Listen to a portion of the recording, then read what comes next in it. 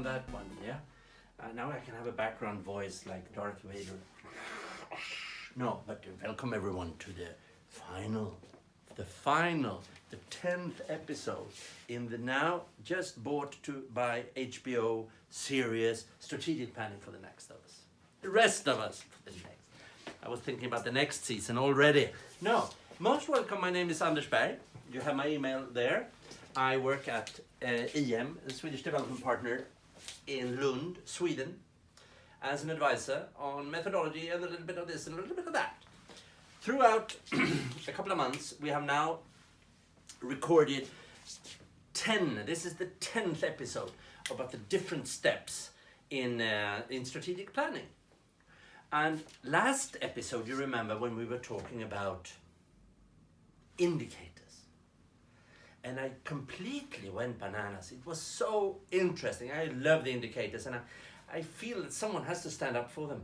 So the episode became very, very long. And thousands, you don't think that people care, but thousands and thousands of emails.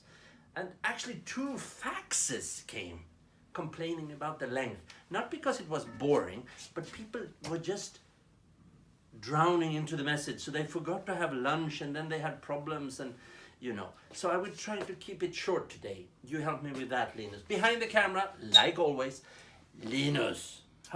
What's the latest? Do you understand anything what I'm talking about here in these episodes? Sure thing. I think it's very interesting. You do, right? Oh, yeah.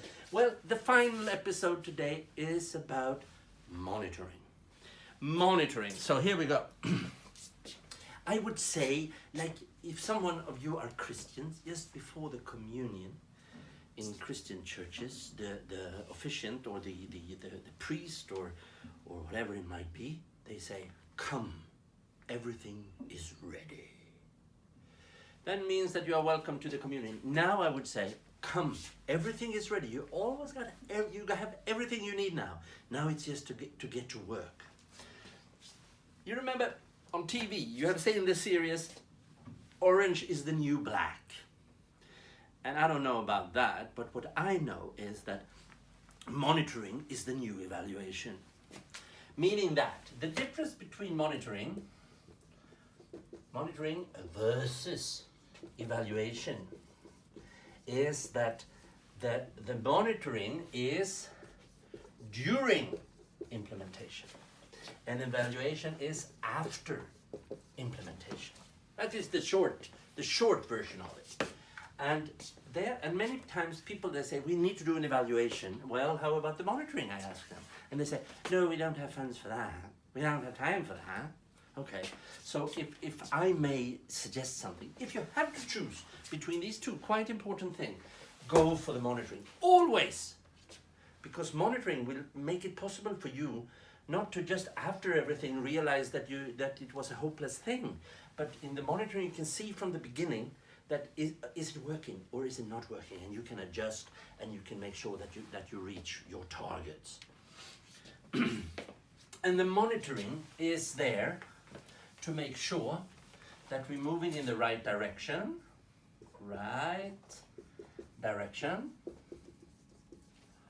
with the right speed. Mean that we are getting closer to our objectives, and we will make it on time according to plan, according to budget and things like that. That's what we use. And we also use 2 kinds of monitoring. We have like the objectives in focus. We make sure that we are moving in the right direction, but we also have the activities to check that we are on time with have we done what we have decided to do and things. Let me come back to that. But moving in the right direction with the right speed, that's what we ensure with the monitoring. And it's also very much, as I mentioned, monitoring is the new evaluation. Monitoring is about taking in feedback and react on it. Can you do that? Let's see. In the project cycle, let us just do this. This is the baseline. First you do the baseline. You you see where are we today, where we start. If you want to know how far it is from here, Lund, to Copenhagen, you put if you have a modern car, well, almost every car now, you put on the trip meter, you put 0. Just make sure this is where we start, and then you just calculate. If you don't have that modern car and you have 6-digit number there on the dashboard, you write it down, and then when you're in Copenhagen, you write the new number, and then you calculate the difference. And that is exactly why we do baseline. We want to know where we start. How many of the fair trade producers are in the market? You remember I talked about that last time. When we do the baseline, we make a forecast. Well, if we work hard, how many percent of the fair trade producers can we expect to integrate into the local economy if we work hard for 3 years? And we build that on experience and so on. And then we start to work and the monitoring starts. And based on the monitoring, we do adjustments. I will soon give you an example. And we learn. We learn from feedback. You're probably sitting there in your comfy chair and say, oh, of course, we learn from feedback. But if your eyes had seen what my eyes have seen, Blade Runner 1989, then you would see that many people just do the monitoring as a mechanical thing, and they see this is actually going to hell. Yeah, but let's continue. And everything goes to hell. You must take in the feedback and adjust to it. So let me give you an example from my private sphere. I try to protect my private sphere as much as possible, but now I feel it's necessary. I have many daughters. Actually, I have 3, but let me tell you about my oldest daughter. Her name is Freya. When she was like 9, you know, I'm a little bit of a nerd when it comes to project management. So I decided to make a project, a nutrition project, meaning I was feeding Freya on a regular basis even before the project started, as you might understand. But I wanted to ensure that when she was 18, and that's where my responsibility as a parent, according to the law, ends. I wanted her to have grown. She doesn't look like this, I understand that. As an average Swedish girl. And let's say now my project, Freya is 18, she's a little bit older, but that was when she was 18. Now I call you to evaluate my success. So then I ask you, what do you need? And of course you need this. How tall was she when we started? And how tall is she now? My indicator for this was only centimeter. That was the only measure. I could have measured kilos or IQ or things, but I decided to go, let's give her some arms, with only centimeters, okay? And so I did now you tell me, I want to tell you a little bit how I did it. The evaluation is done now. So now, when I did my baseline, I realized, using my indicators in the baseline, she was 112 centimeters. And according to statistics, an average girl would grow, and I was calculating, this is how tall she is now, turning to official statistics. In Sweden we have statistics on such things. And then I took the individual variations, because she has a very tall mother, so she would probably grow a little bit more than the average. So I said, if she reach 169 centimeters when she's 18, I will be happy. I made a forecast. So now we have done baseline. I have done my forecast. And now we start implementation. So we start to feed her. And you know, in Sweden we are built on potatoes. So I just pushed potatoes to her and just keeping my fingers crossed and hoping for the best that she would grow. But then I realized, I must make sure that I'm doing the right thing here. that I'm moving. If I keep, maybe potatoes doesn't work, but let's do that. So I started to do monitoring. Meaning that the first Monday every month, when she was a kid, I pushed her slightly to the wall and I made a mark. And after a few weeks, I of course realized that I can make an Excel sheet about this. So I started to plot these. And of course, I had a thought line that this is the ideal line, my line of reference. And then we started, and then suddenly she had a plateau here when she was like 13. And I was taking in the feedback, so I said, oh, we need to do something here. So we had a meeting in the project group, me and her mother, and we said, let's add another potato. So another potato, and suddenly she were back on track.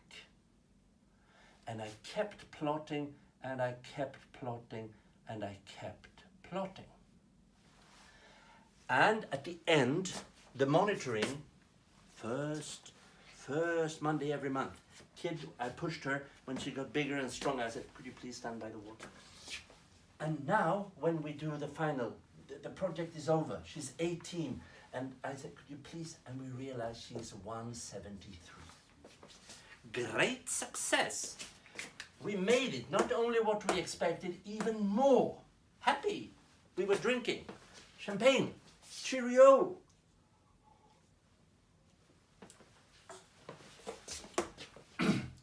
Now, when I got to bed that night, I couldn't go to sleep. And do you know why?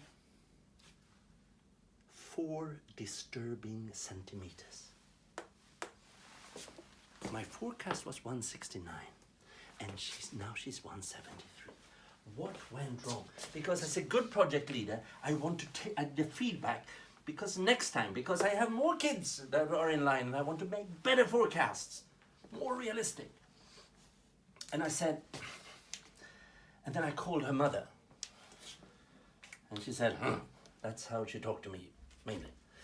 And I said, have you, because I see that something happened here when she was almost 16 years.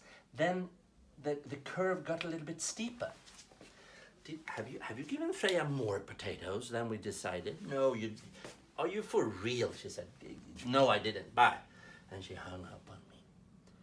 So then I went into Freya's room. She had also been drinking champagne, legal at that age.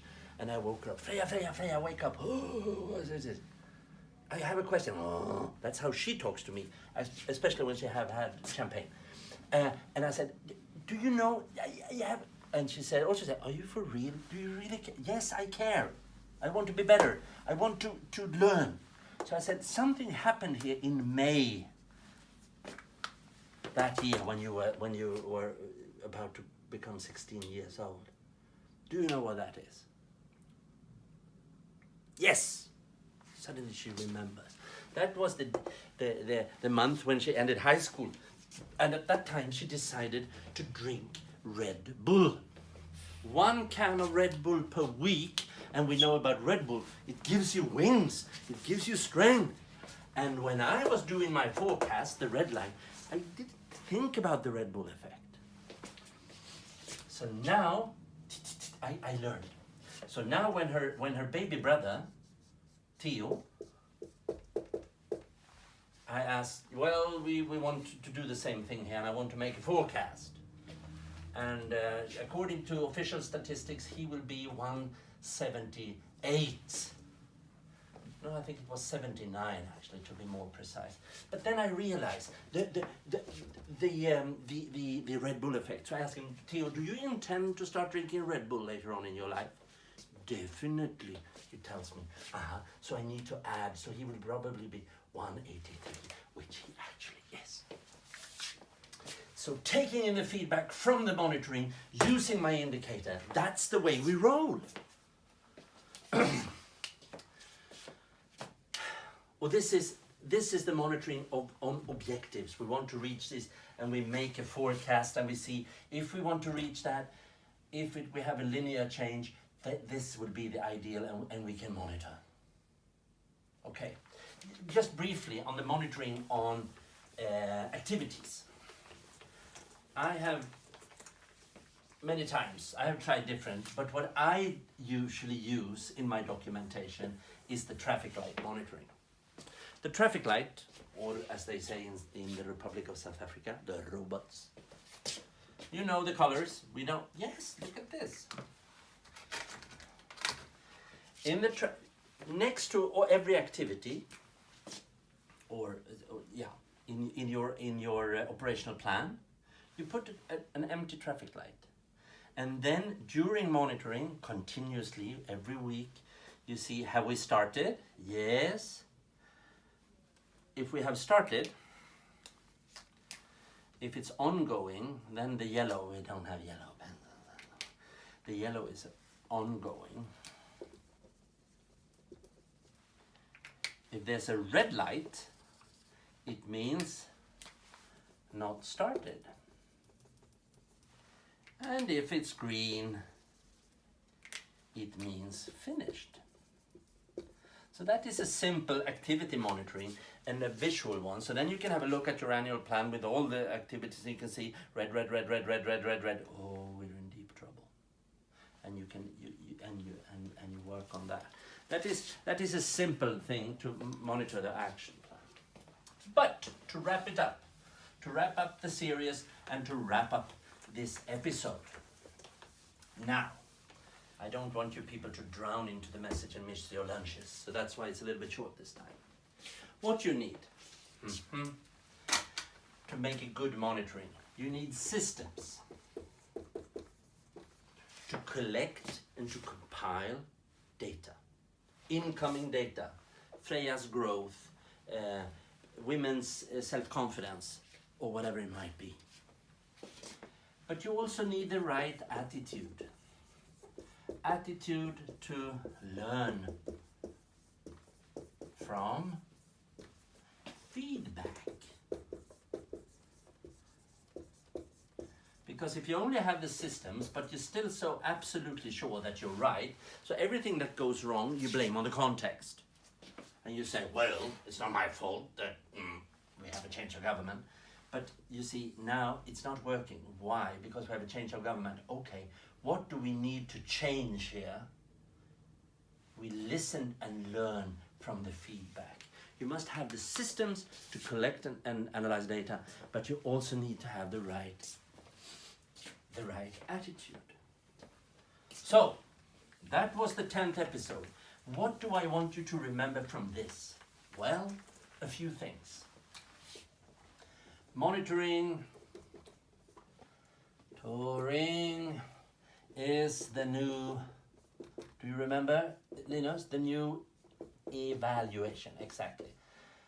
Evaluation. Remember that. If you have to choose, go for monitoring. So important. Otherwise, you send in the evaluator after 3 years of hard work and you realize that the 4th month of these 3 years, you took a bad decision and then everything went downhill. We do it for the right speed, in the right direction. That we're moving towards the objectives and we will make it on time. And the monitoring is continuous. During implementation. And it's not so complicated. During coffee breaks, you ask your team, are we on track? Yeah, no, I haven't made it to the village yet, but because of the rains, but now they say it's going to dry up, blah, blah, blah. The monitoring is based on indicators. Here they come again, my darlings. The indicators are used for your monitoring. Very, very important. And then you need the right system, but that is not enough. You need also the right attitude. And many times people ask me, Anders, if you could pick anyone in the world that you would like to have on your team when you're implementing a project, I always say Bruce Lee. You know Bruce Lee? Master, champion of martial arts. You know, a little bit of very karate and hee-haw, chung. And he was from Asia and he was fantastic. But it's not because of his fighting skills, because he died anyhow. But because of his attitude to feedback. Because good old Bruce, he once said, and I have prepared here, I do not fear, he probably had a voice like that, I do not fear the man who has practiced 10,000 kicks. I fear the man who has practiced one kick 10,000 times. What did good old Bruce? Let me come to Bruce. If Bruce don't come to you, you go to Bruce. That's what we say. What did Bruce mean by this? Yes, he meant that if someone want to make the perfect kick, you have to practice and you have to take in the feedback. If I kick you now, Linus, I will not kick you. I will kick you, bam, and you see, nothing happens. Okay, I have to bend my knees a little bit. Bam, I have to twist my hip a little bit. Bam, and suddenly, after 10,000 times, I give you the perfect kick and you are dead before reaching the floor. Please don't. I would never do that. You know that. But that is the meaning of feedback. You do something, you see what happens, and then you adjust to that. And with that, my friend, with a word of wisdom for the not so gender aware Bruce Lee, I'm sorry for that. Today, he would probably say man/woman/person. But he didn't. He said this. And with the words of Bruce Lee, and with a warmth in my heart, I wish you good luck with everything. And we meet again soon in a new series that will talk about something even more relevant for all of us. But for now, Linus, let us hold the camera and see if we can do this. Can we say goodbye? Bye-bye. That's how we do it.